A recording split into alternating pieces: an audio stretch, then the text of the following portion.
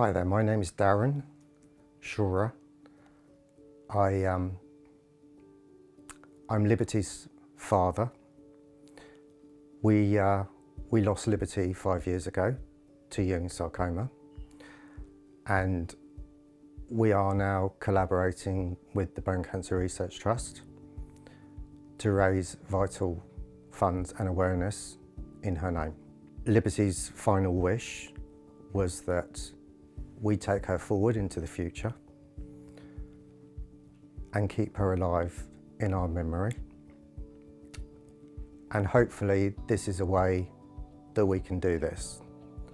We wanted to help other families face the same issues and problems that we did and try to collaborate and share our personal experience to endeavour to help them deal with the kind of grief that we have. So we hope that these conversations will empower people to just help them to deal with the sort of difficult day-to-day stuff that goes on in everybody's minds. I think as a father, your primary role is to protect your family. It's just in our genetic DNA and the way that we're built, and to find yourself in a situation to be told that there's nothing more that you can do is gut-wrenching. Sharing your own personal experiences, realising that you're not the only person in the room, that this dreadful situation has come about, I think that can be helpful, positive. And I'm not very good, I think, at unloading and sharing what to me is probably one of the most personal things in my life. So yeah, I think what I'm learning is just talking to other, particularly guys, you know, because we're not very good at opening up. So I think if we can do that, and I'm not sure what vehicle you use, whether it's a Zoom call, a meeting down the pub, or some kind of group work that isn't too serious. It might be that you just go to a game of football. You know, it's not a conversation that is too pressured. It comes out when it needs to come out rather than be too forced as an issue. Because I'm useless at that. If someone gives me an agenda, I want to do it the other way around. And I think lots of men are probably built that way. So you have to manipulate us to actually get the best out of us. And I think that's just the way we're built. Going back to this collaboration, you know, finding somebody else that is on the same page as you, that makes things meaning more, you know, that allows you to have those conversations without the forced element to them. I mean, for us, you know, having the Bone Cancer Research Trust has been a vehicle that has allowed us to somewhat repair our family. And I think that's very important. I think there are lots of people out there that are completely lost, and maybe they need to find that avenue that gives them that opportunity to share in whichever way they need to. But just, it's the sharing that's the important part of it. And it doesn't matter how you do it or how you find a way to do it, it's just doing it.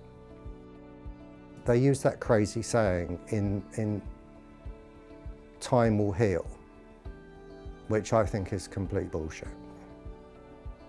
I just don't think you ever get over it, but you learn to get used to it. And that's the only way I can explain it. Even after 5 years, it's what I wake up with, and it's the last thing I think about when I go to bed. It's always there. She's always there.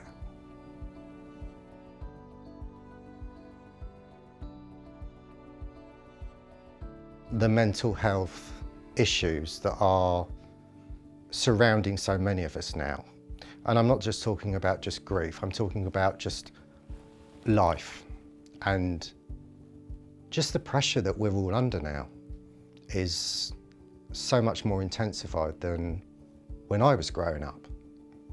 You know, kids aren't really allowed to be children for very long, and my eldest daughter has had to grow up so much quicker because of the situation that she found her sister in. So I felt she's been robbed twice of losing her sister and also having to accelerate becoming an adult quicker than she needed to. My greatest advice, I think, from a father's perspective, is that you do try and find someone to talk to. I was never offered any grief counselling or any of those sort of supportive things that they talk about that should come your way. And I think as a man, you know, we're not very good at asking for help and support because we feel that's kind of a weakness. So in the end, you bottle it up, you suppress it, you push it down and down and down, and you try to look after the rest of the family that you still have. And sometimes that's not a particularly healthy approach. And when I speak to other fathers, which isn't a very easy thing to do because nobody can understand unless they've been in that situation and position. And I think there's nothing worse than when someone says to you, I understand. Because they can't, because they haven't been there. And I felt quite strongly for a long time about counselling and talking to someone that hadn't really been in the same situation. So I never did it. I just ran away from it. But if I can help other people that are in a similar situation to share that kind of grief, I think that can be very powerful and can be somewhat cathartic.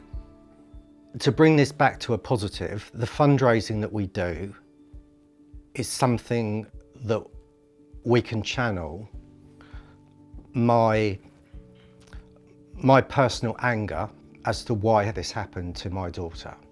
So I use that in all of the challenges that we set ourselves, in all of the fundraising arenas that we put ourselves into. That's what drives me. And it's what drives us as a family. It was important that we remained a unit. And I think that's our big strength, is that we've remained united and that we have a common goal, which is to keep liberty here the best way that we know how. And it gives us great solace to see her name in lights, to have other people talk about her. There's something quite special about that. And I think that probably is my biggest takeaway. And the most positive sort of spin I can put on our personal situation. So if we can help other families going forward not go through what we did, and particularly what she had to endure, then I take that as a forward step.